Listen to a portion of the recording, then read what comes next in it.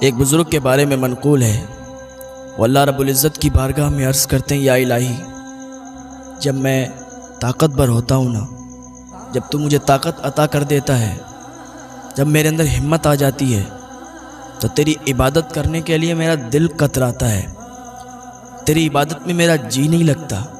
لیکن جب تو کمزوری ڈال دیتا ہے تو ہر وقت تیری عبادت کرتا ہوں۔ مولا، آئے میری عقل کیا ہو گیا مجھے، تو میری ندامت کو قبول کرے گا یا میرے جرم کی وجہ سے مجھے دھتکار دے گا؟ اتنا کہنا تھا کہ وہ غش کھا کر زمین پر گر گیا۔ اس کی ماں آئی، آنے کے بعد اسے اٹھایا، اس کا سر اپنے گود میں رکھا، اس کا سر صاف کرنے لگی۔ بیٹا تجھے کیا ہو گیا ہے؟ کیا ہو گیا ہے؟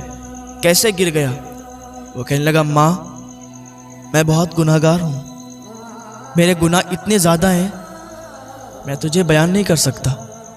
ماں میرے بہت گناہ ہیں، میں اللہ کی بارگاہ میں فریاد کر رہا تھا، مولا جب میں طاقتور ہوتا ہوں، جب میرے طاقت ہوتی ہے تو میں تیری نافرمانی کرتا ہوں، عبادت کو میرا جی نہیں لگتا، اور جب میں کمزور ہونے لگتا ہوں تو اس کی عبادت میں پھر جی لگتا ہے، پھر اس کی عبادت میں دل لگتا ہے، پھر میں اس کی عبادت کرتا ہوں۔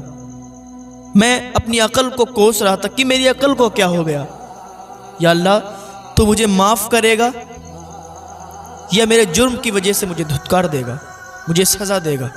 اس کی ماں کہتی ہے، بیٹا تو بہت نیک ہے، تو یہ کیسی باتیں کر رہا ہے؟ وہ کہتا ہے، ماں میں کیا کروں، میرے جرم بہت ہیں، میرے گناہ بہت ہیں، نہ کہ اس کا کوئی بھی گناہ نہیں تھا، کوئی بھی جرم نہیں تھا، لیکن اس کو لگتا تھا کہ میں بہت گناہ گار ہوں۔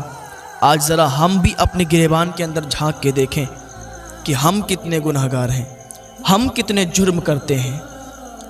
یہ بات حقیقت ہے، جب تک جوانی رہتی ہے تب تک عبادت میں دل نہیں لگتا، جیسے ہی بڑھاپا آنے لگتا ہے پھر ہماری عبادت میں بہت دل لگتا ہے، ہر وقت یہ دل چاہتا ہے کہ مسجد میں چلے جائیں، لیکن اس وقت کی عبادت بھی قبول ہے، لیکن جو جوانی میں مزہ ہے عبادت کا، جو جوانی میں عبادت قبول ہوتی ہے، وہ بات بڑھاپے میں نہیں آتی ہے۔ اللہ تعالیٰ کو جوانی کی عبادت پسند ہے، اللہ تعالیٰ کو جوانی کی عبادت زیادہ پسند ہے۔ تو نوجوانوں، اللہ کی بارگاہ میں آ جاؤ، ابھی وقت ہے، ٹائم ہے، تھوڑا سا ٹائم نکال کر اللہ کی عبادت کر لو۔ جوانی کی عبادت اللہ کو بہت پسند ہے۔ وہ عرض کرتا ہے، ماں میں اس قابل نہیں ہوں کہ میں اللہ تعالیٰ کو منہ دکھا سکوں، کہیں ایسا نہ ہو اللہ مجھے دھتکار دے۔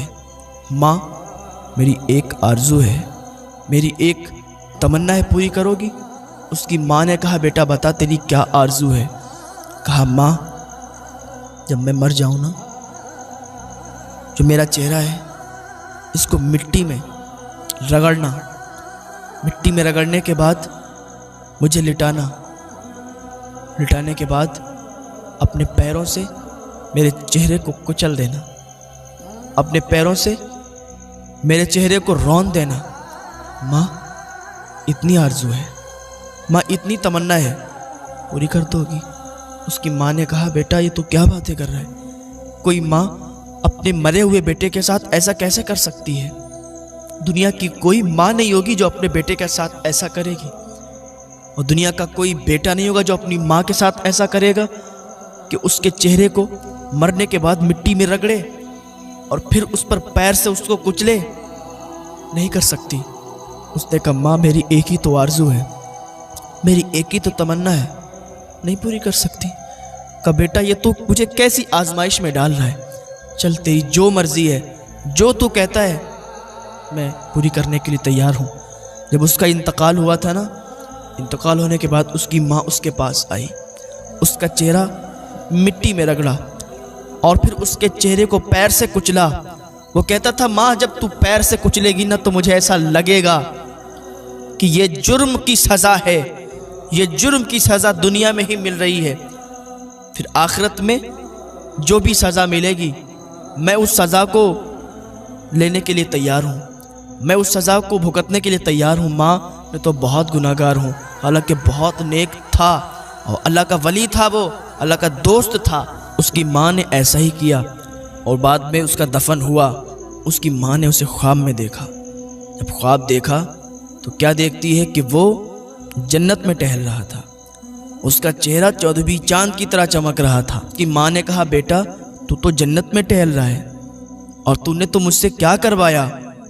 کہا ماں میں اس وقت ڈرتا تھا اور ہر انسان کو ڈرنا چاہیے، لیکن اللہ تعالیٰ کو میری وہی ادا پسند آ گئی۔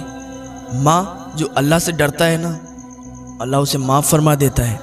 انسان کتنا بھی گناہ گار ہو، انسان نے کتنے بھی گناہ کر لیے ہوں، ماں جو اللہ سے ڈرتا ہے نا اور اللہ سے ڈر کے اس کی بارگاہ میں آتا ہے، اس کی عبادت میں لگتا ہے، اللہ اسے معاف فرما دیتا ہے۔